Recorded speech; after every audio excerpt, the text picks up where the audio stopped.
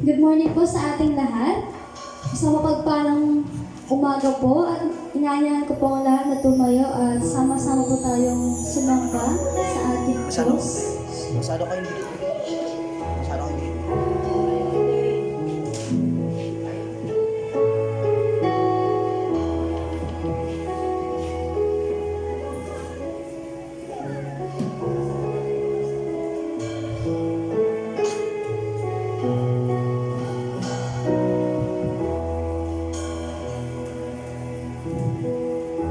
Habang hindi karapat-dapat, pagkukulan ng haba at wagas mong pagsinta. Habang walang kakayanan, masuklian ka ng mabuti sa lahat mong ginawa. Minsan pa ulitin natin. Habang hindi karapat-dapat, pagkukulan ng haba at wagas mong pagsinta. Habang walang kakayanan, masuklian ka ng mabuti sa lahat mong ginawa. Niyakap mo ako sa aking karumihan. Inibig mo ako nang di kayang tumbasan. O Diyos ng katarungan at katwiran na kahit minsan di na mahiran ng kamataran kawalhatian. Salamat sa sukdulang biyaya mo, O Diyos ng pag-ibig na mas malawak pa kaysa aking mga pagkakasala. Higit pa sa buhay ko, salamat sa sukdulang biyaya mo.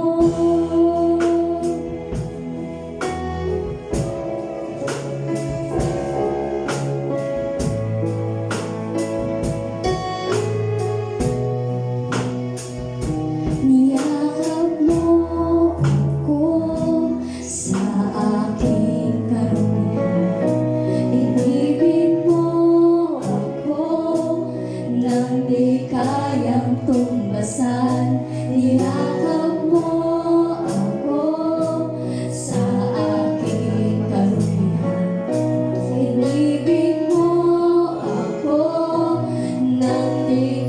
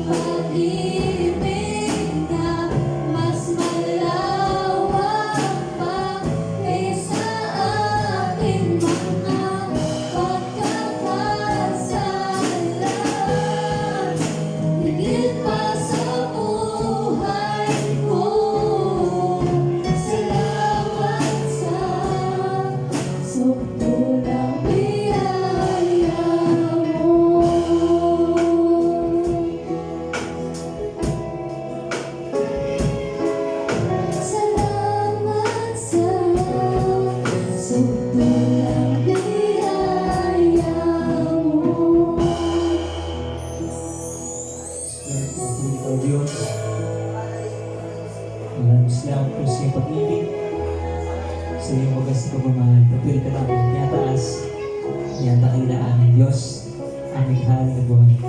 Purihin ka, Panginoon. Yes, Lord, yung nga po ay patuloy na papakumbabang lumalapit, dumudulog sa inyo dakilang trono sa umagang ito.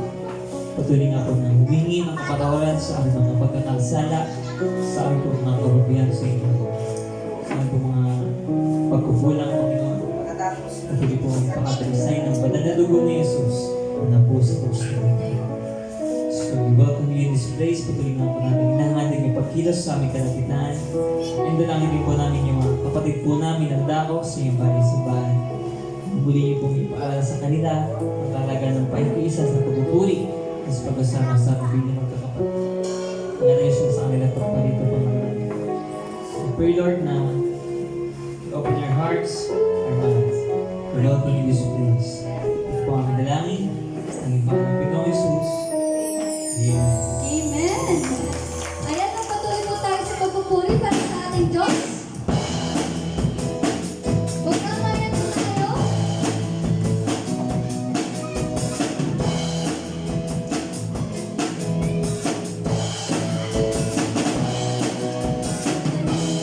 Sama-sama, purihin natin siya. Halina, sama-sama, purihin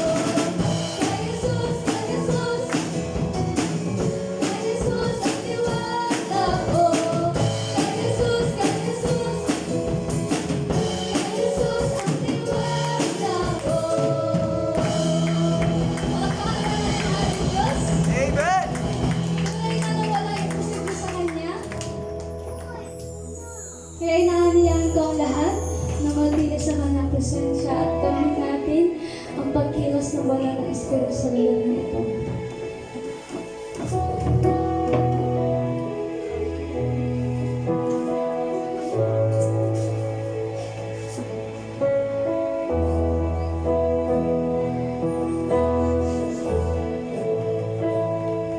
Singawin ang tanging Diyos, may gawa ng lahat ng mabuti. Ang lahat ng nilikha mo'y sumasamba sa'yo. Ang aming bayan, pinupuri ka, itinataas, dinadakila. Ang aming puso ay isang umaawi sa'yo. Mapalad ang bayan na iyong ibinukod. Mapalad ang bansang sa'yo lamang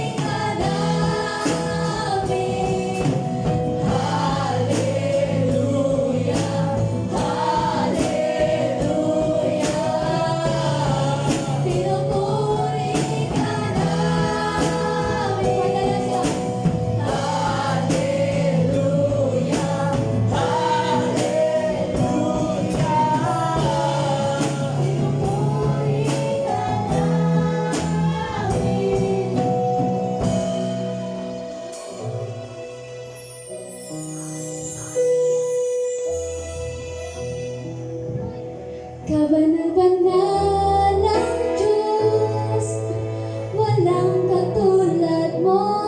Lahat ng tuhod sa iyo ay luluhod. Lahat ng labi magsasabi, ikaw lamang Jesus ang Panginoon. Minsan pa mga church, kabanal-banal ng Diyos, walang katulad mo. Lahat ng tuhod sa iyo ay luluhod. Lahat ng labi magsasabi, ikaw lamang Jesus ang Panginoon. Come on, church! Kabanal-banal ng Diyos, walang katulad mo. Lahat ng tuhod sa iyo ay luluhod. Lahat ng labi magsasabi, ikaw lamang Jesus ang Panginoon. Pagkalas ng natin, kabanal-banal ng Diyos, walang katulad mo. Lahat ng tuhod sa iyo ay luluhod. Lahat ng labi magsasabi, ikaw lamang Jesus. Ikaw lamang Jesus ang Panginoon. Hallelujah, hallelujah. Pinupuri ka namin. Nagpagyan mga kamay. Hallelujah, hallelujah. Pinupuri ka namin. Come on, church. Hallelujah, hallelujah. Pinupuri ka namin. Mapalad ang bayan na iyong ipinukod. Mapalad ang bansang sa'yo lamang sumusunod. Nagay kabanahan sa aming pagpupuri. Ikaw lang, O Diyos. Ikaw lang, O Diyos. Ikaw lang, O Diyos. Palakpakan naman natin ang ating Diyos. Yes, Lord God, tunay na Panginoon, na ang bawat isang na narito, Panginoon, ay sumasamba sa iyo, Panginoon. At tunay na Panginoon, na ikaw lamang nag-iisang Diyos na karapat-dapat sambahin, purihin at parangalan.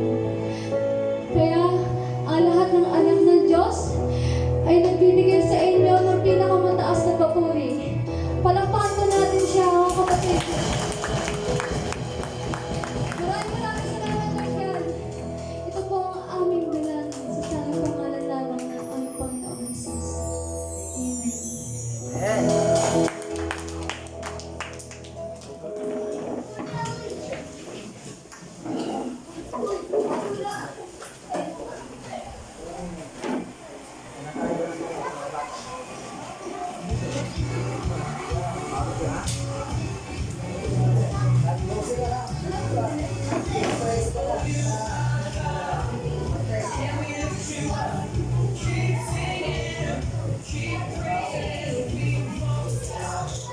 Hello, good morning sa bawat isa. Palakpakan nga natin ang Panginoon. Ayan. So, napakabilis ng araw, ano? So, isang linggo na lang, matatapos na yung June, nakakalahati na tayo sa taon ito. At syempre, ngayong buwan ng June, diba, sineselebrate natin yung araw ng ating mga ama. So, ngayong dapat last week. So, pero tayo, ngayon pa lang natin ito isineselebrate. Kaya, pinabati ko lahat ng ama ng tahanan ng Happy Father's Day. Ayan. So, ngayon tayo ay dadako sa ating pagkakaloob. Makibukas kayo sa akin sa aklat ng Mateo. Sa Book of Matthew 6:25. Sabi po dito, therefore, I tell you, do not worry about your life, what you will eat or drink, or about your body, what you will wear. Is not life more than food, and the body more than clothes? Ayun. Sabi nga natin ngayon ay Father's Month. Diba? Usually pag mother talagang medyo, pag Mother's Day medyo madrama, no? Sa mabulaklak. Pero pagdating sa mga ama, medyo serious lang. Pero actually, yung mga father talaga ay, ito yung same as our mother, ay napakahalaga sa isang tahanan. So sila yung tinuturing na haligi o leader ng ating mga tahanan, ng ating pamilya.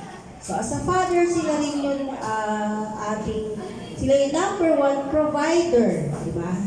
Sa pamilya. So kagaya ng ating God the Father, siya yung ating provider, not only in terms of financial, but in everything.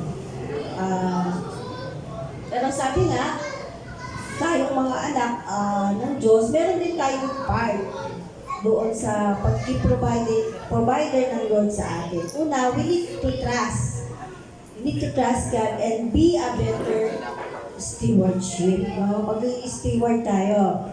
So, how do we trust God? So, it means we try to eliminate worry in our life. Kagaya nung binasa nating verse kanina, no? Alam ko, normal lang yung worry na yan. Pero ang sabi ng Bible, huwag tayong mag-alala. Because if we worry, it means we don't trust the Lord. We don't trust the Lord, our Father, our provider. And therefore, we sin against God. Tayo nagkakasala dahil yung utos niya huwag tayong mag-alala. Diba? Worry is a sin of distrust. Sabi dun sa Proverbs 3, 5-6, trust in the Lord with all your heart and lean not with your own understanding. Second, we should be a better steward. No? Kung sabi steward, tiwala. Sabi ko nga ng mga nakakaraan, yung ating yung stewardship, it talks about our time, our talents, our resources. So lahat yan ay pinagkatiwala lamang ng Panginoon sa atin. We should be a good manager with all His provisions. If not, He may withhold His blessings from us. So pwede hindi niya tayo pagkatiwalaan, di ba? Kagaya ng parable of the talents, di ba? Mas pinagkatiwalaan niya yung mga tao na talagang nagpahalaga dun sa mga talento na ibinigay niya. So, part of it is giving back to the Lord as a proof of our trust in Him and a reminder that He owns everything on this earth. So, yun, yung pangangalaga natin sa mga resources ng Panginoon, ito ay nagpapatunay na ito ay sa Kanya lahat. So, wala tayong pag-aari. Kahit sabihin natin na tayo yung nagtatrabaho, tayo yung nag-iisip, tayo yung napapagod. Ang lahat ng yan ay sa Panginoon. Lagi natin tatandaan yan para we will remain grounded. Diba? Na ang Panginoon talaga ang may-ari ng lahat ng bagay. At para maiwasan natin yung sin of pride sa buhay natin. At alam natin na galit na galit ng Panginoon sa ganyang attitude, yung pagiging mapagmataas. Amen? So kaya tayo ay manalangin. Hallelujah, Jesus. Salamat po sa napakagandang araw na ito, Panginoon, na ipinagkaloob mo sa amin. Salamat, Lord, Panginoon, dahil patuloy mo kami binibigyan ng kalakasan, patuloy na binibigyan niyo kami ng pag-asa, Panginoon, Panginoon, sa bawat araw. Salamat, Panginoon, sa lahat ng biyaya mo na aming nararanasan. Even, Lord, sa lahat ng mga trials, Panginoon, mga hindi magandang bagay, Panginoon, na aming na-encounter every day. We know na all things work together for good, Panginoon. Salamat, Lord. We pray na turuan mo kami na lubusang magtiwala, Panginoon. Turuan mo kami na mapagtagumpayan namin lahat ng pag-aalala sa aming buhay. And higit sa lahat, Lord, teach us to be a good steward, Panginoon, to be a good manager, magkaroon kami ng proper management, Lord. Unang-una, dun sa buhay na pinagkatiwala mo sa amin. Second, sa mga resources, Panginoon, na ibinigay mo sa amin. Lord, as we give back to you, Panginoon, this is a reminder, Lord, that we trust you, that we have faith in you, Panginoon, that whatever needs, Lord, we need today, ikaw po, Lord, yung magpo-provide na po. Salamat po. Ito pong aming dalangin sa pangalan ni Jesus. Amen. Ay po ay masayang magkaloob sa Panginoon.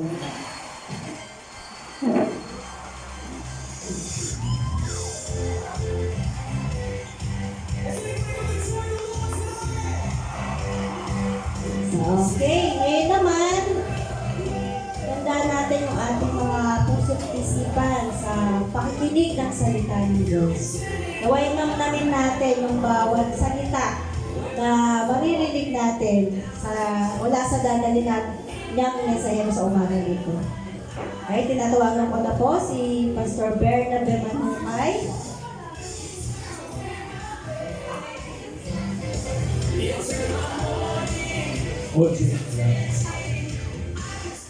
Okay, salamat. Purihin ng Panginoon. Magandang umaga po sa bawat isa. Good morning. Parang tatahimik tayo lahat. Good morning to everyone. Palakpakan natin ang Panginoon. Ulit. Yeah.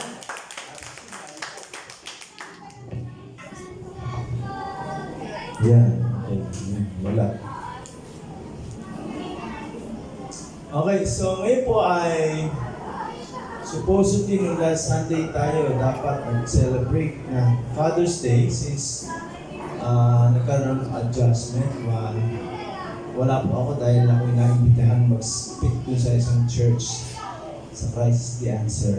And then also maraming mga tatay ang walaan. Kaya siguro napag-desisyonan na i-move natin ang ating Father's Day celebration sa araw na ito. Amen? At gayon pa salamat sa Diyos sa mga nagdaan na mga panahon at tayo ay patuloy ngayong ikita-kita upang sumamba sa Kanya. Amen. At sa oras nito ay darama tayo sa pag-aaral ng Kanyang salita. So, basahin po natin ang ating talata mula sa aklat ng Roma. Sa Book of Romans, Paul's letter to the Romans. It says in Romans chapter 1 verse 14 to 16. It says, I am a debtor both to Greeks and to barbarians, both to wise and to unwise. So as much as in me I am ready to preach the gospel to you who are in Rome also. For I am not ashamed of the gospel of Christ, for it is the power of God to salvation for everyone who believes, for the Jew first and also for the Greek. Romans chapter 1, 14-16. Tayo pinadalangin, takilang Diyos, salamat muli sa iyong salita. Aming pong pag-aaral, pagbubuling-bulayan. Salamat po at ang aming hiling ang Banal na Espiritu ay siyang mangusap ng pakahayag sa bawat isa ng iyong mensahe. Aming maunawaan sa ayon sa iyong kapangyarihan. Tago mo yung lingkod sa iyong Banal na Quran. Ikaw lamang ang siyang aming magpunas. Nakapila sa aming dalangin. Salamat po ito ang aming dalangin sa pangalan ni Jesus. Amen. Praise God. So bilang mga mananampalataya o Kristiyano o or Christian believers, so we say, no? Ano ang pinakamahalagang bagay para sa atin? Sa mga nakaraang panahon at mga nangyayari sa kasaysayan, ang ilang mga mahalagang bagay nangyayari sa buhay ng isang katauhan ay yung kung paano maraming mga tuklas yaman na tinatawag. Yung mga may mga yaman na natuklasan, for example, ay yung mga ginto at pilak. Yan. So sa Amerika, during the 18th or 17th and 18th century, nagsimulang matuklasan na marami palang ginto sa Amerika. Bago pa yung Saudi, bago Amerika muna. Kaya nga mayaman sila. So natuklasan ng kaimanan sa bansang Amerika. At marami dyan ay narahuyo. Mostly doon sa bandang California. Yeah, most of the state of America from the eastern side, like the New York or somewhere in Chicago, they wanted to go down to the western part, which is the part of California, USA. At doon ay nabalitang maraming ginto. So, kaya nga meron tinatawag, meron po sumigat ng California Gold Rush. Tawagin. No? Dahil mayroong kayamanan doon. So, yun ay mga bagay na mahahalagang pangyayari sa kasaysayan. At hindi lamang sa bansang Amerika, kundi sa buong mundo, na kung saan ito ang mga tuklas yaman. But in our lives, we can consider these things as a treasure in our lives ever since we got to know the Lord Jesus Christ in our lives. No? Nung tayo ay maborn again. But pwede natin consider that ito'y tuklas yaman sa ating buhay. Kapag sinabi sa Bible, nung nangaral si Pedro, silver and gold we have none, sabi doon, but then sabi, we have the most precious thing in the life of man, and that is the Lord Jesus Christ. Amen? But this time, we are talking about the gospel. And the title of this is Attitude to the Gospel. Sabihin natin, Attitude to the Gospel. We know that the most precious thing in our Christian life is the gospel. Amen? Yung gospel. Bakit po? Kasi kung di dahil po dito, hindi makararating ang mabuting balita sa atin. When we say gospel, it is about the good news of God's salvation unto man. Ito'y mabuting balita na nakarating sa atin mula pa ng mahabang panahon. That was 2,000 years ago nang magkatawang tao ang ating Panginoon. At doon nahayag ang kanyang kaharian, ang paghahari niya at ang kanyang pagliligtas. Ito'y may tutunay nating kayamanan. Amen? Sabi nga, kahit sinong mayaman, pero kung wala si Kristo, bali wala ang mayaman.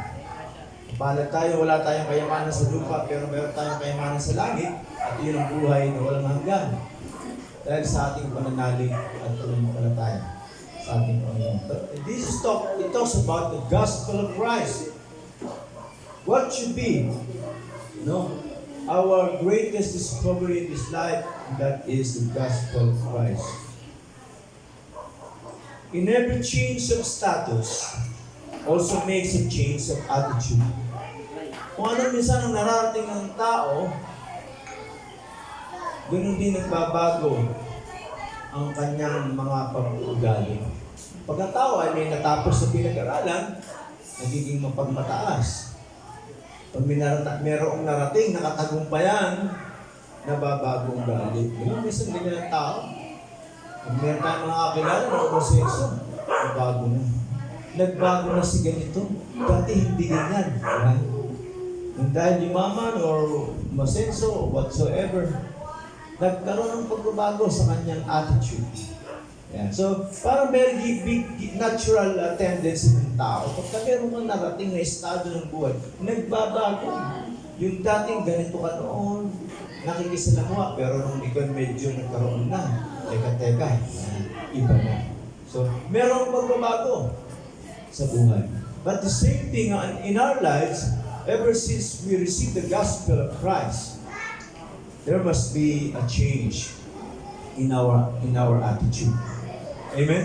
Na dapat merong nabago. Dapat merong naging epekto sa buhay natin itong mabuting balita ng ating Panginoong Jesus.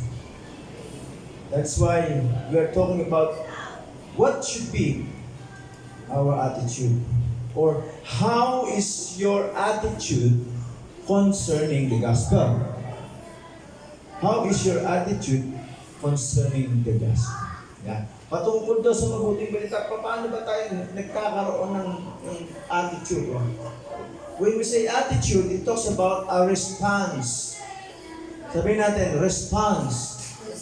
Yan. In a given characteristic of an object, concept, or situation. Yan ang meaning ni Merriam Dictionary or Webster also. Okay? So the attitude means response. We can say that, what is our response to the gospel? Ano yung ating nagiging tugon o ano yung nagiging reaction natin since we receive the gospel of Christ in our lives? Kung matanggap natin ang mabuting balita, ano dapat ang naging suplik natin? Ano ang naging epekto nito sa buhay natin? Man, what is our attitude, or how is our attitude concerning the gospel? Okay? Or how do we really value God's work of salvation? When we say gospel, it talks about the salvation. What or how do we really value God's work of salvation to us? Paano natin binibigyan daw ng halaga? Okay? Kasi pagka talagang mahalaga isang bagay, mayroong mahalagang nangyari sa buhay mo, mayroong pagbabago, may nangyari. No? Hindi ka na ganito dati. Kung ikaw makagraduate ng elementarya, hindi ka na elementary, high school na. Iba na. Kung mag-college ka na, hindi ka na high school, iba na rin. Nagmamature. Amen? So, there should be changes. Kaya sabi natin kanina, in every change of status also makes a change of attitude. Nagbabago ka. No? Kung ikaw ay binata, dalaga, ay iba ang galing mo yung mag-asawa at nagkapamilya na. Dati, pasa todong gastos mo. Pero nung may pamilya na, teka muna, tipid-tipid na. Naging practical na. Dati, kahit ilang mga milk tea pa yan, kahit gaano kamahal, nag-milk tea yan. At kahit yung mahal ng mga Starbucks. Magkano Starbucks, maabot yung mga 300 minsan. Pag bumili ka pa ng mga cookies, malimandaan, tambay na yan sa budget mo. Pero may asawa ka man. Iba na. Amen? Ako po, nung ako binata, ang halaga ng underwear na pinibili ko ay Hanes. 300 isa. Mahal. Pero nung mag-asawa, magkaanak na, 3 for 100 na lang. Dahil nagtipid na, nagbago na status. Amen. So may pagbabago. Same thing as our life in the Lord. There should be the change of our attitude or response. Okay?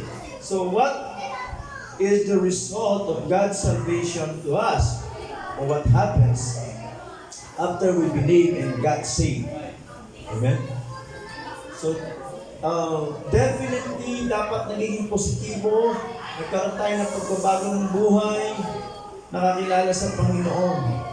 Pero ang isang nakatotohanan po sa ating panahon, sa ngayon, hindi po makita yung ganyan. Parang baliwala ang nangyaring pagkakahatid ng mabuting balita sa buhay ng tao. Especially sa panahon po ngayon, that we believe that in this present time is what we call in the Bible as the last days. We are now in the last days. Nasa mga huling araw, huling panahon na po tayo, sabi ayon sa Biblia. At kung babasahin po natin ayon sa ikalawang Timoteo, 2 Timothy chapter 3 verse 1, it says, "But know this, that in the last days, perilous times will come. May mga matitinding mga panahon na mangyayari. In verse 2, for men, when you say men, hindi lamang mga lalaki ang tinutukoy dito. Sinabi sa Bible, kundi lahat ng tao, babae, kung sino man. For men or human will be lovers of themselves. Meron ba tayo? Nakalagay ba yun? Wala. Pakilagay mo nga, baka meron na yun. 2 Timothy 3:2. 2 Timothy 3 verse 2. Yan, nalagay. Kasi maganda po ito na maunawa natin. Ano ang kalalagayan ng ating panahon? Even though we have been received the gospel of Christ, ano ang nagiging response or what should be the attitude of those seemingly who receive the gospel? Amen? So in our time, in our present time that we consider as the Bible says, that in the last days. Amen? In 2 Timothy chapter 3, verse 2. 2 Timothy chapter 3, verse 2, it says, for men will be lovers of themselves. So take note, lovers of themselves. Lovers of money. Pera. Boasters, sila yung mapagmayabang, mahambog, proud, pag mataas. Blasphemers, mga lapastangan, disobedient, subain, o disobedient to parents. Ayan, tugmang-tugma ngayon. Disobedient to parents. Ano? Ang mga kabataan ngayon. Talagang kahit ilang utos na, 100 beses ng inutos, ang sagot pa rin, 2,000, wait lang, mama, wait lang. Di ba ganun ngayon? Grabe. Okay? So, also, unthankful. Hindi marunong magpasalamat sa mga bagay, kundi puro angan. And unholy. Kaya yan po ang kalagayan ng tao ngayon. Unthankful, unholy, disobedient, mga suwain. So, ganyan po ang kalagayan sa halip, sa kabila ng pagkakadinig sa inihatid na mensahe ng Ebanghelyo ng Kaligtasan, ganito pa rin ang nagiging response or we can say attitude of men, of people to the gospel. Yan po ang masaklap. Okay? Kaya, what should be or what attitude would the gospel bring to us? Ano bang uri dapat ng pag-ugali or response ang talagang dapat na meron ng sino mang nakatanggap ng Ebanghelyo ng Kaligtasan? Here in our text, there are Paul's example of attitude towards the gospel. Yan. So tingnan natin ang halimbawa pinakita ni Pablo na attitude or response towards the gospel. Number 1 is burdened as a debtor. Nawala ba? Nawala. Nag-reset. Okay, so wait natin. Nag-reset ang ating monitor. Okay, so number 1 is burdened as a debtor. Nagkaroon ng burden. No? In verse 14, ang sabi doon, sa binasa natin na ating teksto mula sa Romans chapter 1, verse 14, it says, I am a debtor to Greeks, to barbarians, both to wise and to unwise. Okay? So si Pablo raw, bilang mananampalataya, itinuring niya ang kanyang sarili na siya ay mayroong pagkakautang, may pagkukulang, meron siyang atraso, na dapat niyang pagbayaran. The same thing in our lives, since we receive the gospel of Christ. Sino mo dito nakatanggap na ng gospel of Christ? Taas ang kamay. Lahat tayo. Yeah. Right? When you say gospel of Christ, it talks about the message of salvation in our lives. Many times, narinig din natin yan. Okay? So, kung narinig na natin yan, tinanggap na natin yan. So, ano dapat ang naging response? Ano dapat ang naging epekto nito sa buhay natin? Or what should be our attitude to the gospel or towards the gospel? Like the example of Paul, it says he has a burden as a debtor. Ayan. Okay. I am a debtor, both to Greeks. So may pagkakautang. Yan ang nagkaroon siya ng bigatin, ano? Sabi niya, siya yung pagkakautang, dala-dala niya yun. Nagkaroon siya ng burden. When you say burden, ayon sa diksyonaryo, ang meaning ng burden ay load or duty or responsibility. It talks about the load. Ano ba yung dala-dala mo? Ano yung nata mo? O napala mo? Ano yung nasa sa iyo ngayon na dinadala mo sa buhay mo nang makilala mo si Kristo? Amen? So, burden, nagkaroon ngayon ng burden ng dalahin. That should be our attitude. Nagkaroon siya ng pag-iisip na siya ngayon ay may daladalang pagkukulang na dapat niyang punuin o punuan at suklian. No? May mga bagay na nangyari sa kanya dahil sa ebanghelyo ng kaligtasan. Burden. Anong load meron ka ngayon matapos mong makilala ang Panginoong Jesus? No? Marami sa atin, wala tayong load. Kahit na 20 pesos, walang load. Kahit na giga-video, anong load meron tayo? Di ba? So, sari-saring load meron tayo. Pero anong klaseng load ang dapat meron? When it comes in our response and attitude to the gospel should be having the burden, being a debtor. Debtor comes from a Greek word meaning an ower. Meron kang utang na dapat bayaran. Okay? Ano yun? Sapagkat sabi ng Roma 3:23, for all have sinned and come short of the glory of God.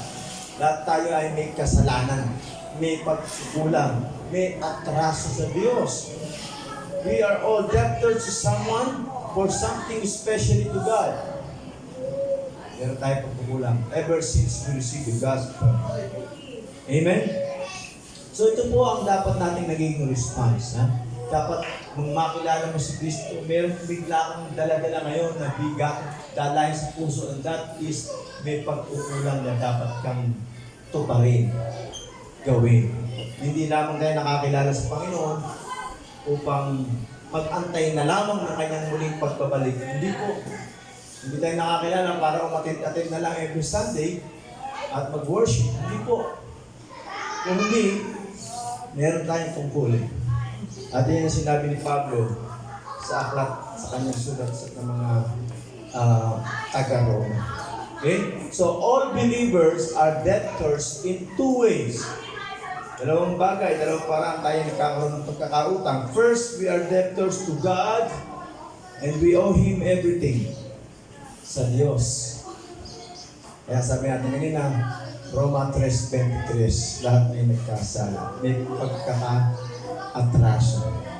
Also in 1 Corinthians chapter 6:19-20, it says, or do you not know that your body is the temple of the Holy Spirit who is in you, whom you have from God, and you are not your own?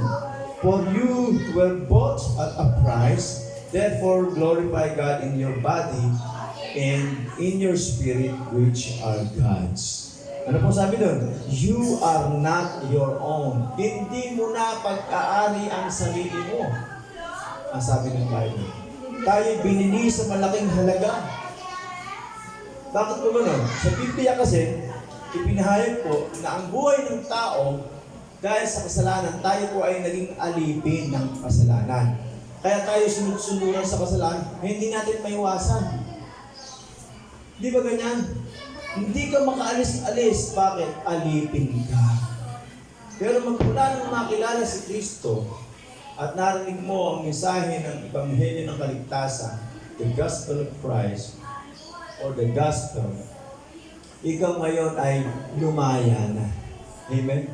We have been slave to sin, but free, but Christ brought us freedom. And we are now slave to Jesus Christ, to righteousness. Alipin ka na ngayon ng Panginoon at alipin ka na ngayon sa paggawa ng mabuti. Ngayon, kung hanggang ngayon nandun ka pa rin sa kasalanan, ibig sabihin, hindi ka pa lumalaya. Alipin ka pa rin ng kasalanan. Ay mahalaga po, no, nakita natin ito, that we are debtors to God. Tayo ngayon ipag-aari na ng Diyos. Hindi na natin sarili ang ating buhay. Hindi, basta ako, wala akong pakialam sa iba. Sarili ko lang ito. Diba, ganun ang sabi ng marami. Kung ako man ay nag-iinom, may bisyo, wala akong pakialam, hindi ko sila wala akong ginagawang masama sa kapwa. Sarili ko lang ito. Kasalanan pa rin po yun. Sapagkat hindi na sa atin ang ating katawan, ating buhay. Amen? Our salvation is priceless. For God made us alive when we were still dead through our sins in Ephesians. Ayan, chapter 2. And verse 1. So bakit priceless ang ating kaligtasan? Walang katapat na halaga. Bakit po? Sapagkat tayo'y binuhay ng Diyos mula sa pagkakapatay ng ating espiritu. We are dead through our sins. Hindi mo kayang magkaroon ng kaligtasan. Hindi mo kayang manampalataya sa Diyos. Bakit? Kasi patay. Kaya wala tayong pagmamalaki na tayo naligtas kasi nanampalataya tayo. Yes. Pero bakit ka nakapanampalataya? Bakit ka nagkaroon ng pananampalataya? Dati wala. Dahil binuhay ang iyong spiritual na buhay. We can never have faith unless God brought us to life again. Those dead people, the unregenerate soul, cannot have faith unto God. Hindi ka magkakaroon ng pananampalataya. Huwag natin pagmalaki. Kaya tayo na born again. Ay dahil nanampalataya. Hindi po. We have been born again by the works of God. Amen? Hindi dahil sa ginawa mo. Kasi ako tumanggap na ako, kaya na-born again. Hindi po, baliktad. Kaya ka tumanggap dahil na-born again ka muna. Binuhay muna ng Diyos ang patay na espiritu. Kaya ka na-born again at tumanggap ka. Amen? Ngayon, kung nananatili pa rin tayo sa dati nating buhay, hindi ka na-born again. You're not having faith still unto God. Amen? So that is priceless. Second, we are debtors to mankind. We owe all men the gospel. Nung matanggap natin ang kaligtasan, meron tayong tungkulin sa katauhan na ito ay ibahagi. Okay? So, Paul considered himself as a debtor to Greeks and to barbarians. When you say Greeks, it talks about those cultured people or those who are the developed nation or the modern and civilized nation. Kasi nung mga unang panahon na yan nila Pablo, ng ating Panginoon, ang pinaka-develop ay mga Griego. Yung Greek, sila yung mga Romans. Yan, sa area ng Rome. Kasi ang pinakamalaking empire ng panahon na yan ay ang Rome. Roman Empire. Kaya pagka merong emperador ng Roma, sakop niya pati ang Israel, all those Mediterranean countries, malaki po ang sakop. Okay? So mayaman, malawak, moderno. Sabi ni Pablo, meron siyang pagkakautan sa Greeks. And also to barbarians. Sino naman yung mga barbarians? Those are the uncultured or the old-fashioned or the uncivilized people. O sila yung mga nasa tribe, sila yung mga rebelde or what, no? Mga sinasabi. Also, Paul as a debtor to wise and to unwise. Yung wise, sila yung mga yung tawag na from the Greek word sophos, that has a quality of goodness. Pag sinabing wise, sila yung mga sinuturing na mabubuting tao. Hindi gumagawa ng masama, hindi mga kriminal, those are the wise. And also, he has the duty in the unwise. Kabaliktaran, those has the quality of immorality. Ayan. So, mga kasalanan, mga immoral. So, Paul has a duty both to wise and unwise. He was a debtor to both moral and immoral. So, hindi ko mo mabubuting tao, hindi na natin share-share. Hindi lahat po ng tao, mabuti o masama, kahit saan ka naman, kriminal, kailangan niyang maunawaan, makarating sa kanyang mensahe ng kaligtasan. Okay? Paul's death to mankind was a burden to him. Dalahin kanyang buhay, ng puso niya. So that's the way we can have our attitude to the gospel. We should have, like Paul, have the burden as a debtor to God and to mankind. Amen? Dapat ganun tayo. May utang tayo sa Diyos at sa tao. Kung tayo maging born again at makakilala. Number 2, the attitude to the gospel must be like boldness and readiness to share the gospel. Si Pablo, ang sabi niya sa binabasa natin sa ating teksto, Romans chapter 1, verse 15. Verse 15 na, kanina 14. So, as much as in me, I am ready to preach the gospel to you who are in Rome also. Yan. Sa inyo mga nasa Roma, sa inyo rin na mga nasa Roma. Sabi, pag sinabi mong Roma, ng time na yun, kumbaga sa panahon natin ngayon, sila yung maunlad eh. Sila yung Amerika. Sila yung Europe. Yung Britain, yung United Kingdom. Sila yung nation na yun. During that time, when you say Rome, mayamang bansa. Mayamang nation. Pero sabi ni Pablo na nasa Israel, na isang maliit na bansa, ang sabi niya, kahit sa inyo dyan, mga taga-Roma, sabi, kahit kayo dyan mayayaman, kahit sa inyo mga taga-Amerika, ang sabi doon ni Pablo, as much as in me, I am ready to preach the gospel. Handa siya. Iyon ang kanyang naging attitude.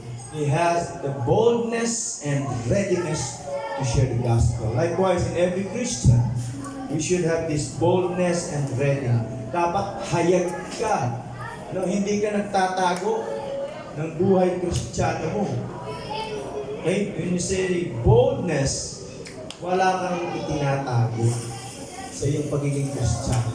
Ay sa malungkot na katotohanan, for example, merong kwento, na merong magkasama sa isang trabaho sa opisina that after 3 years, saka pa lang nila nalaman sa isa't isa, ay, Christian ka pala. Yan ang masakla. 3 taon na lang lumipas, hindi pa nakakaalaman na pareho pala silang Kristiyano. Ibig sabihin, hindi makita.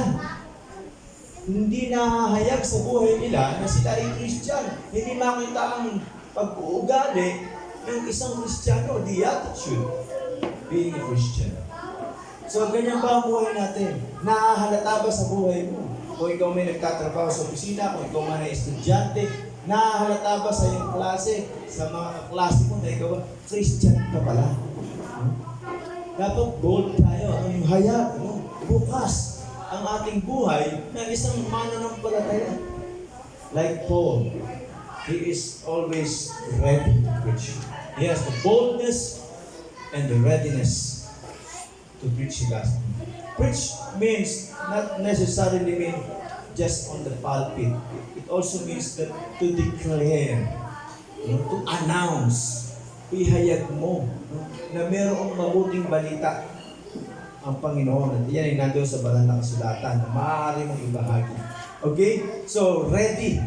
When you say ready, it talks about from the Greek word protomos or protomos. Pro means for or before. Tumos means passion.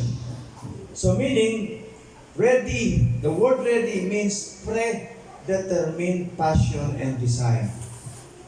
Yung meron kang pinaghahandaan, dahil sa iyong pagnanais at pagkahinaan. So ibig sabihin, when we talk about the gospel, dapat ito ay handa ka. You are ready, pinaghandaan mo na. Pinaghahandaan mo ang evangelism. Dapat pinaghahandaan ng lahat. At kung nais mong maging handa, dapat pinag-aaralan mo. Okay? So sa 2 Timothy chapter 2 verse 15, it says, be diligent to present yourself. Nandiyan ba yan? Ayun.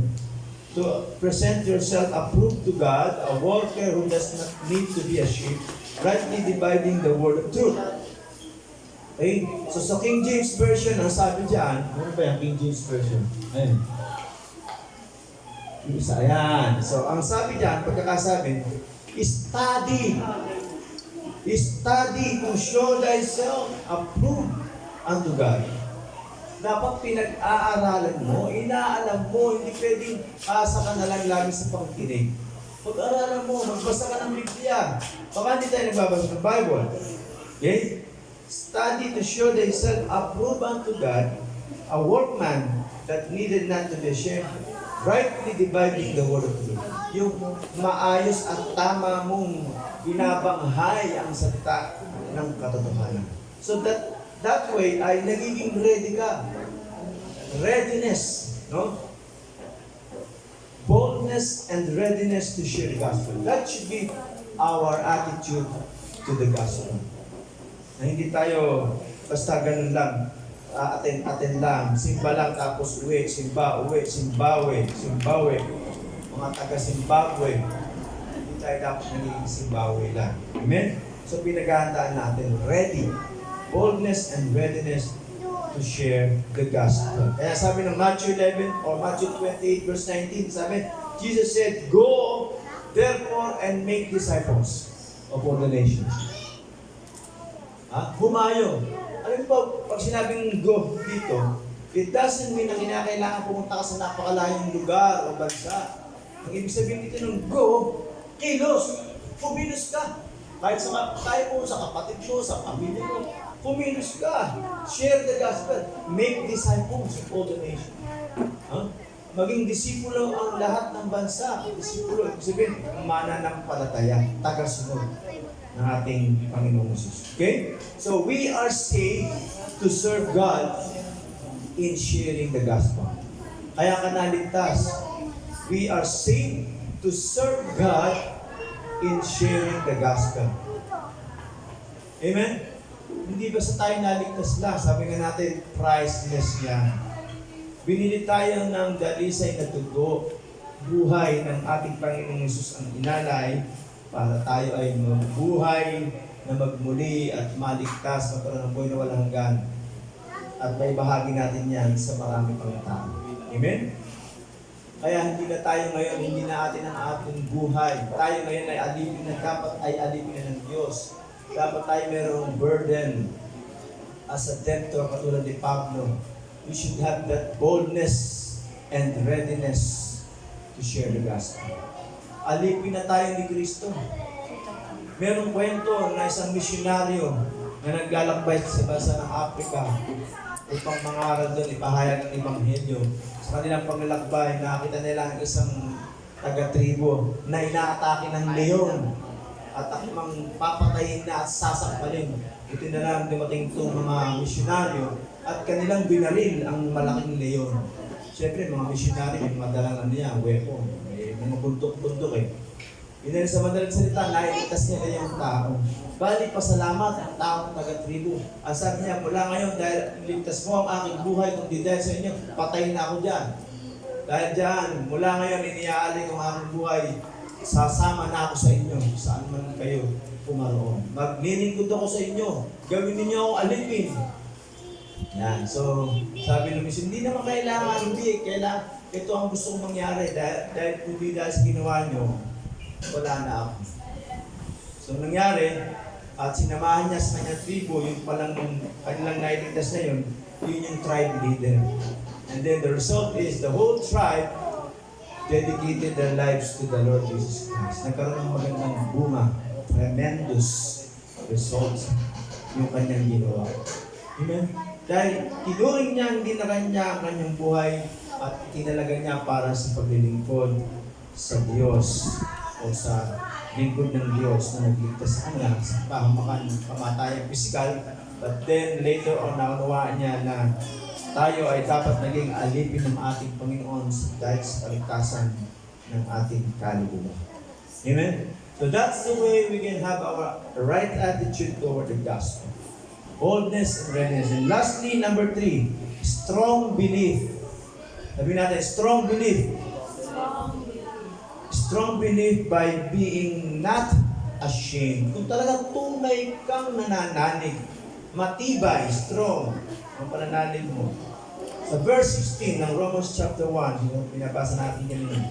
For I am not ashamed of the gospel of Christ, for it is the power of God to salvation for everyone who believes, For the Jew first and also for the Greek.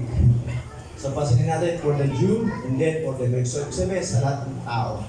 Sa Bible kasi, dalawang uri lang ang nababanggit na uri ng tao. It's either Jew or Greek. Kasi nagmula ang Bible sa Jew, sa Israel, sa mga Hudyo. Okay? So hindi lamang sa mga Hudyo, kundi sa lahat ng tao. Sinabing Greeks, those other people around the world. Sabi dito, I am not ashamed of the gospel of Christ. Sabi ni Pablo. This is his attitude. Ito dapat ang ating naging response. Hindi tayo dapat nahihiya sa ating pagiging born again. Ikinahihiya ba natin na tayo Kristiyano? Tsaka mahalata ng kapitbahay na Christian ka. Ganyan ba ugali natin? O ipinagmamalaki mo, ipinahayag mo na talagang Christian ka. Upang gayahin o maakay mo ang tao. Amen? I am not ashamed of the gospel of Christ. Huwag mong ikahiya, kapatid, na ikaw ay born again. Na ikaw ay umaten sa Family and Faith Christian Church. Taytay. Kasi meron din pag-Family and Faith.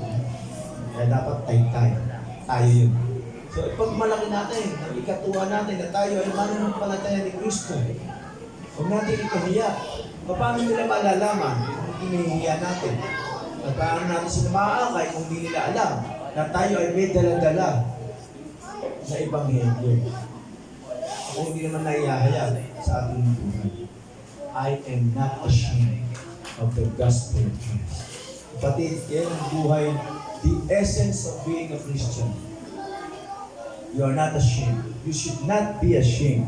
Sabi doon.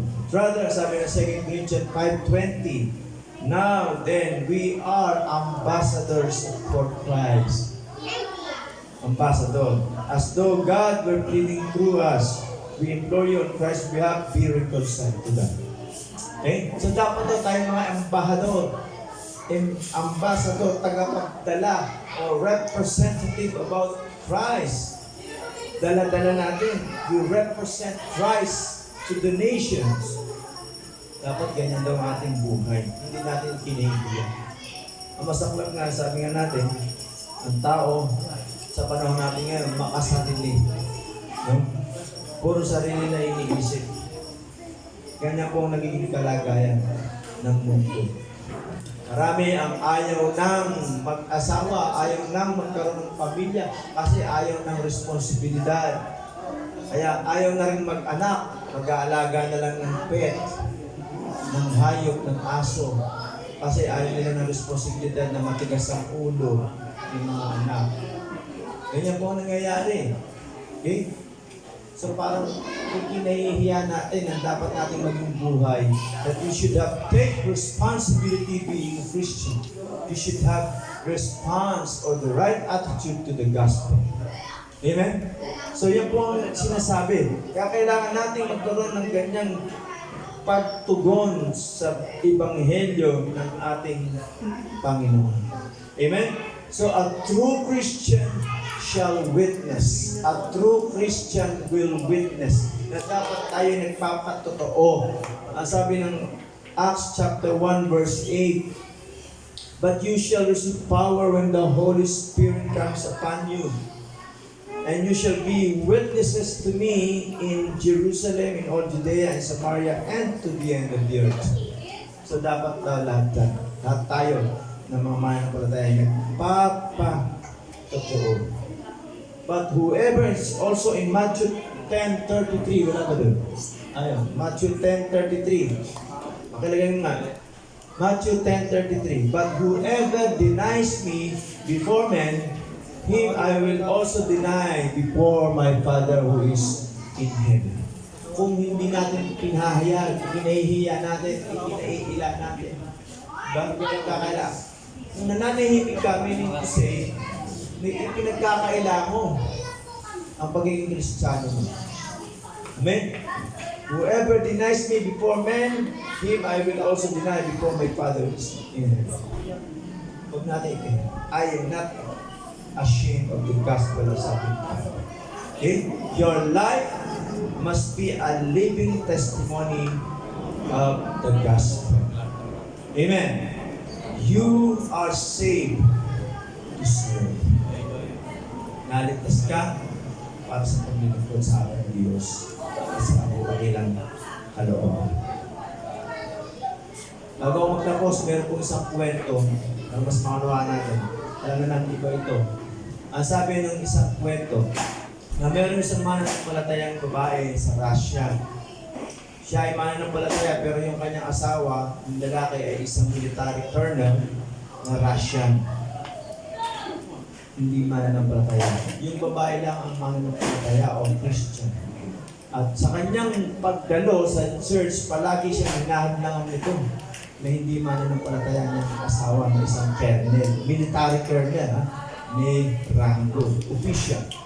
Dumating ang pagkakataon na isang araw ng linggo na siya dadalo dahil hindi siya mapigilan nitong kanyang asawang colonel. Dumating na ang sitakbo ng galit. Sabi niya, ilang beses na kitang binabawalan. Ngayon, hindi ka pwedeng dumalo. Sabi ng Russian colonel sa kanyang asawa. Dahil kung ikaw ay dadalo sa church, paparilin kita. Ay, siyempre, may baril yun. Colonel yun eh. Pag ikaw ay umalis ngayon, paparilin kita. Ang sagot ng babae na asawa, kahit barilin mo, dadalo pa rin ko. Dahil, ang sabi niya sa English, if you will shoot me, I will go to heaven. Tama nga naman, di ba? Namatay siya, saan napupunta? Eh, kung siya ay Christian talaga, sa heaven. If you will shoot me, I will go to heaven. Ganong malakas ang loob. At nagulat yung asawang Colonel, hindi niya akalaing sasagutin siya. Sa madaling salita, hindi niya nagawang barilin. Dahil ganun tatapang. Hindi siya nahihiya. Ipinangangalandakan niya ang kanyang pagiging Christian. Kahit sino, hindi siya pwedeng hadlang. If you will shoot me, I will go to heaven. Sabi ng babae. Natulala yung kanya. At habang tumatagal ang pagkakataon, hindi siya binaril. Kaya sabi ng babae, if you will not shoot me, I will go to church. Amen. Palakpakan natin ang Panginoon. Kapag may nagpanta sa inyo, nababariling kayo, pagpunta niyo sa church, do not be ashamed about the gospel. Tayo natin tumayo. Dakilang Diyos, salamat po sa iyong mga salita. Aming napaparalan. It should be our attitude toward the gospel, that we should have burden, as a debtor, with the boldness to read and readiness to preach the gospel, and those believe that we are not ashamed of your gospel. Dakilang Diyos, salamat po sa mga paalala that this should be our attitude to the gospel. Na kami ay patuloy na nananalig sa iyo. Ano man ang mangyari kahit na ng aming buhay, this should be our response, our responsibility, our duty to the gospel of Christ. Salamat Panginoon at pagpalain mo lahat ng kapakinig at patuloy mamuhay kami ayon sa iyong kanilang kalooban bilang iyong mga anak at mga mana ng paralan. Muli, sa iyo namin babalik ang lahat ng mataas na puri at dakila sa pangalan ni Jesus. Amen. Kalapang Manawag po, mga kaupang.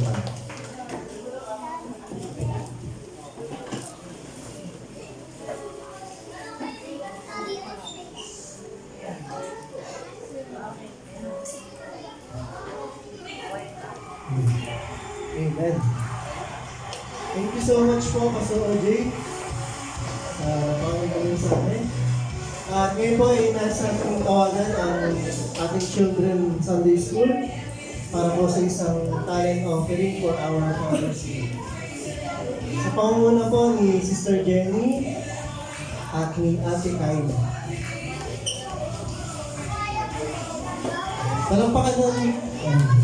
Palampakan po natin ang Panginoon sa buhay ng mga bata po ito.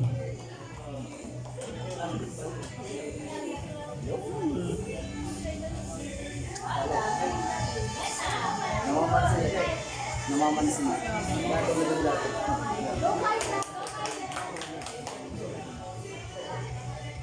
Ano po nila ngayon? Sasayaw din daw po yung teacher. Sasaya na din, teacher.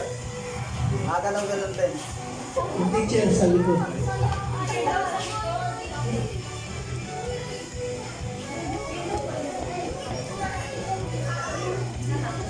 Nagbabalik po. Ito si Makmak.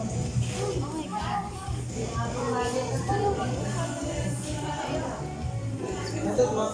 Ayan. Ito, mga boys. Kunin ka naman sa akin. Jen, kunin ka sa akin. Kunin ka. Ito na lang ako.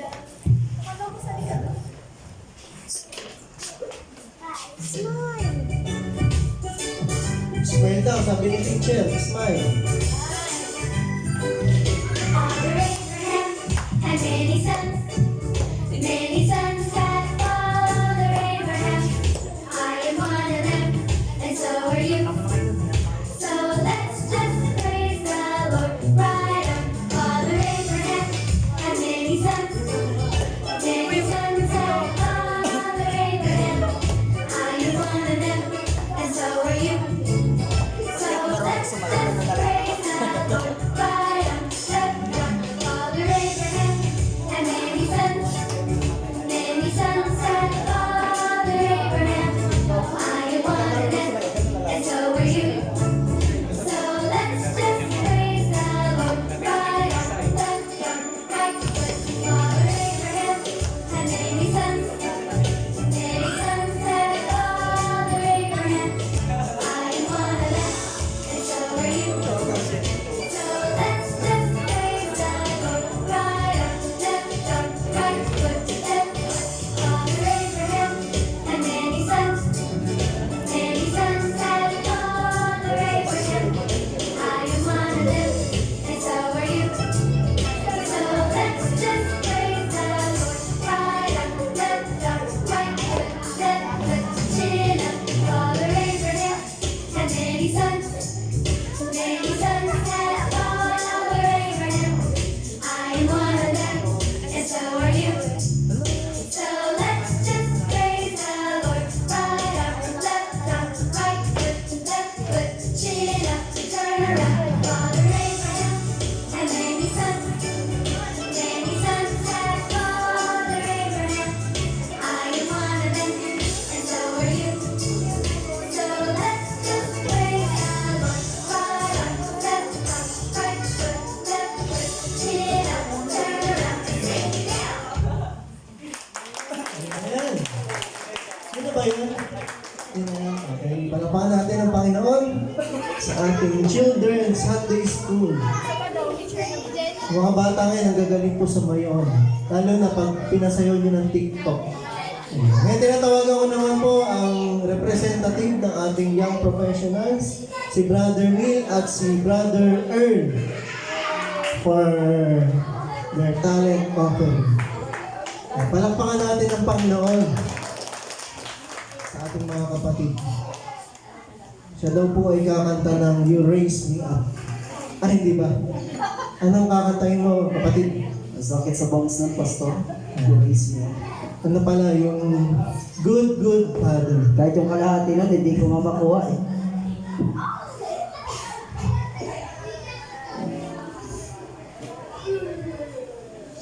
Ayun, magandang umaga po sa ating lahat. So, dito po kami sa harapan nyo para magbigay ng isang awitin para sa ating mga ama. Mga ama na patuloy nagsusumikap, patuloy gumagabay at nag-iingat sa kanilang mga anak.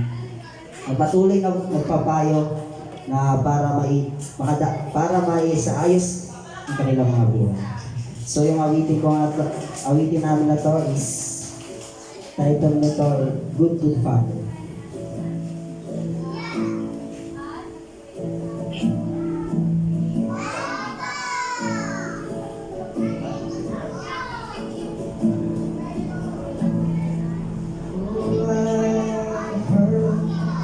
Thousand stories of what they think you're like, but I heard tender whisper of love. Lay the dead of night and you tell me that you please in the night, never alone. You're a good, good father. It's who you are. It's who you are. It's who you are. And loved by you. It's who I am. It's who I am. It's who I am. Oh, I see many searching for answers, far and wide, but I know we're all searching for answers. Only you provide, 'cause you know just what we need before we say a word. You're good, good Father. It's who you are. It's who you are. It's who you are. And I'm loved by you. It's who I am. It's who I am. It's who I am. 'Cause you are perfect in all of your ways. You are perfect in all of your ways. You are perfect in all of your ways to us. You are perfect in all of your ways. You are perfect in all of your ways. You are perfect in all of your ways to us. Oh, it's love so undeniable. I can hardly speak. Peace so unexplainable. I can hardly think as you call me. Deeper still as you call me. Deeper still as you call me. Deeper still into love, love, love. You're a good, good Father. It's who you are. It's who you are. It's who you are. And I'm loved by you. It's who I am. It's who I am. It's who I am. You're a good, good Father. It's who you are. It's who you are. Perfect. It's who you are. And I'm loved by you. It's who you am. It's who I am. It's who I am. You're a good, good Father. It's who you are. It's who you are. It's who you are. To God all be the glory po. Purihin ang Panginoon. Salamat mga kapatid. At ngayon naman po, ay panoorin po natin itong maiksing video tungkol po sa mga tatay.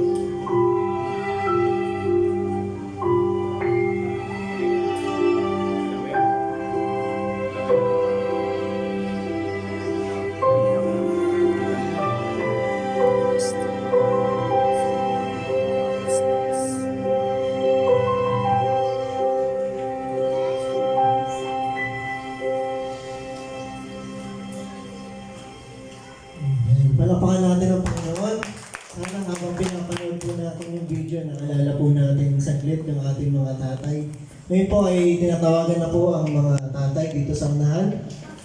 Meron po ata tayong 3 tatay na present sa umaga po ito. Pastor OJ, si Tatay Jerry, si Tatay Marco. Baka meron pa nagtatagong tatay dyan. Hindi pa umakami. Tito Nick. Sige po, dito po tayo sa harap. Siyempre, meron muna tayong palaro. Bago natin ibigay yung kanilang mga tokens. Maglalaro po muna tayo mga tatay. Tabi-tabi po tayo. Kita-kita yung mukha ni Sarah. Medyo abante po ng konti. Abante ng mga isang step. Abante. Ang ating laro ngayon ay atras abante. Kuya Nick, pakidemo nga.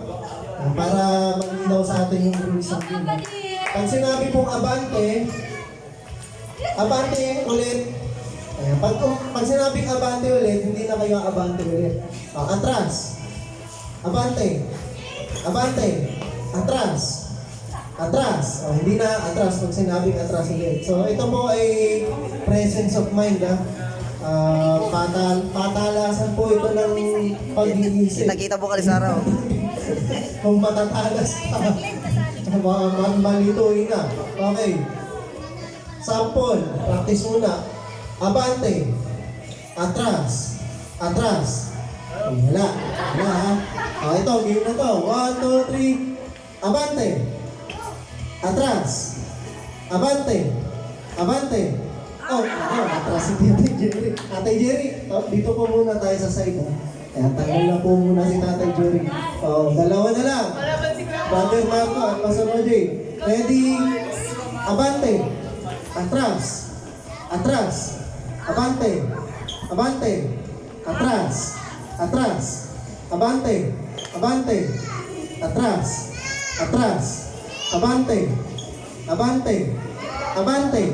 Atras. Abante. Dahil... ano? Nabaguhin ko na sana yung rules eh. Umabante eh. Panalo si Pastor. Napaabante si...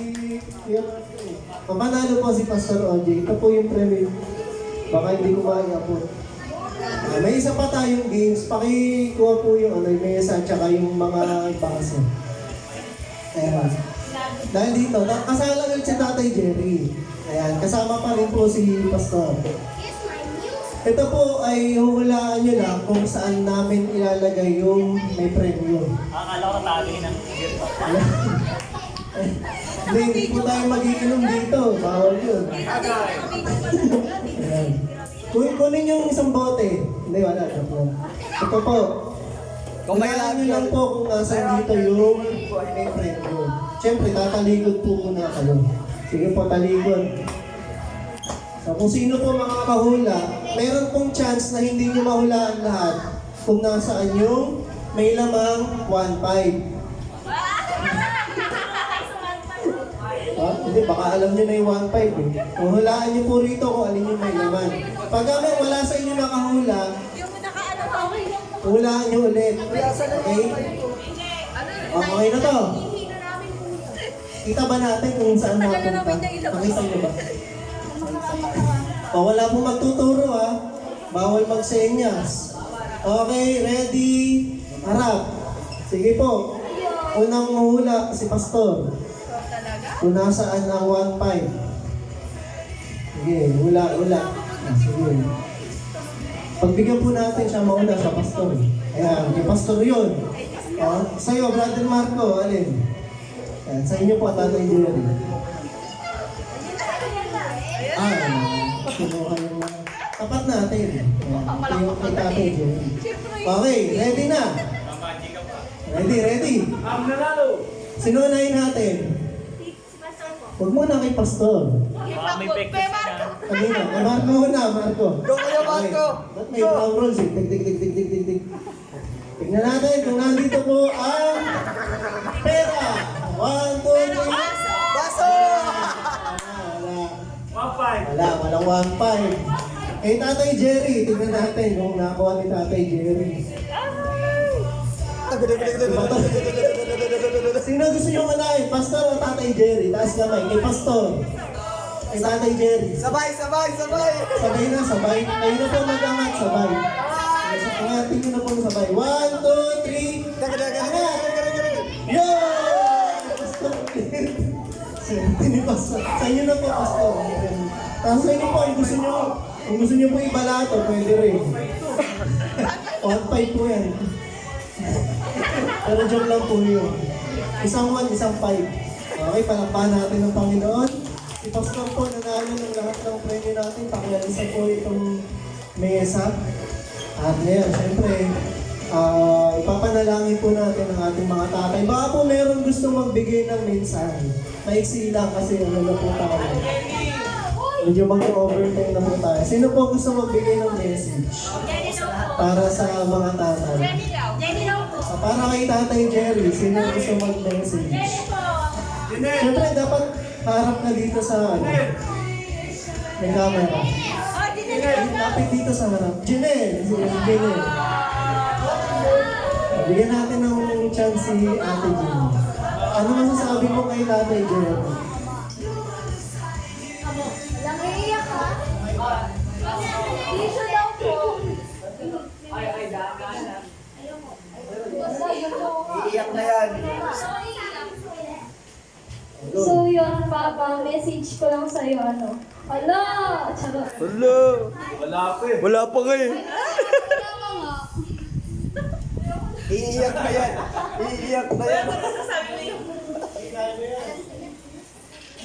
Dapat maganda pa rin ang kanya. Ay? So yun, Papa, thank you sa ano, lahat ng sacrifice. Oo. Dito sa gitna. Yun, thank you sa sacrifice. Oh, sorry kasi ba? Yun, sa sacrifice mo sa amin, tapos ano, sa pagtsatsaga mo, sa pagpunta mo. So yun, maraming salamat. Sabi ka namin na-appreciate ng mga alam mo. So yun, I love you. Ayan, parang naiiyak na din ako. Sige, mamaya na po yung picture ha. Okay, para kay Brother Marco, makakapagsalita na ba si Ken? Sa anak sana eh. Ay, ito, si Marcos Jr. Ano masasabi mo kay Papa? Okay. Nakakaiyak yun ha. Nakaka-touch. Nakaka-touch yun. Sabi mo, thank you, Papa. Thank you, Papa. Pahing piso. Piso. Hindi, wala nang ano yung piso. 10 piso na. Sige po, ngayon naman kay Pastor Audrey. Isa sa congregation, isa sa family ng pastor. Sa congregation, meron pong gusto mag-message. Ninang kayo po.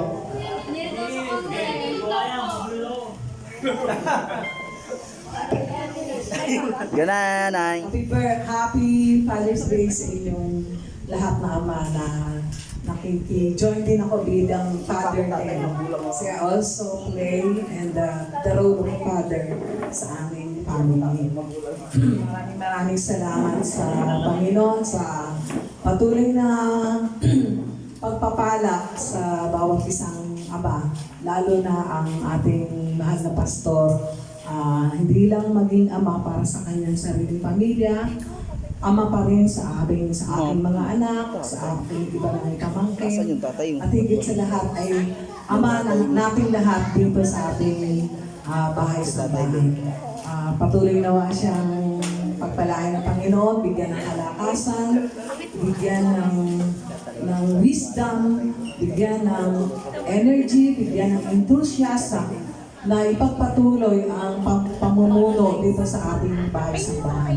It really takes a man para patuloy na pamunuan ng isang kongregasyon, ng isang bahay sa bahay na katulad dito sa atin na lahat ng pagsubok, lahat ng challenges ay dumarating sa kanya, pero patuloy po siyang nakatayo para tayo ay maigabay, para tayo mailid sa patuloy nating pagsamba sa pangalan ng Panginoon. Maraming salamat at lahat ng mga ama, patunayan ninyo ang pagiging ama niyo sa tahanan, panindigan ang pagiging padre pamilya at higit sa lahat, ang manindigan para maiayos natin at maisama natin ang ating mga anak, apo, mga kapatid, patungo sa ating Panginoon. Yan lang po. Thank you. Father at heart. Ito po, galing po sa family.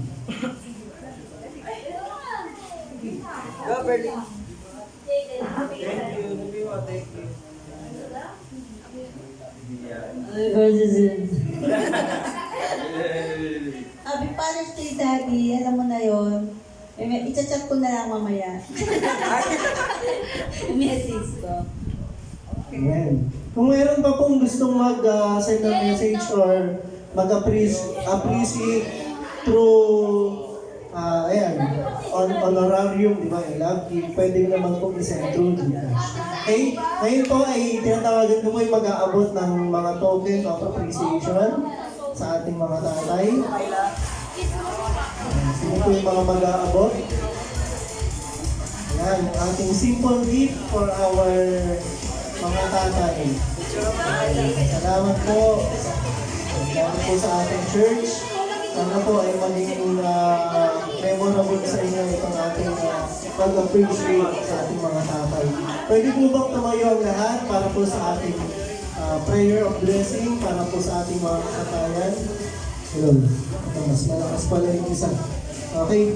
So, iunat po natin ang ating mga kamay patungo sa ating mga tatay na narito po sa harap at ating pong ituon ang ating panalangin para po sa kanila.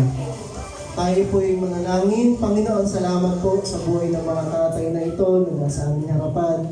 Kay Pastor OJ na tumatayong tatay ng iglesia po na ito. Kay Brother Marco at kay Tatay Jerry bilang mga ama sa kanilang mga pamilya. Salamat Panginoon at patuloy mo silang pagkalooban ng kalakasan at nahigit pang katalinuhan Panginoon upang mapamumunuan ang kanilang mga tahanan.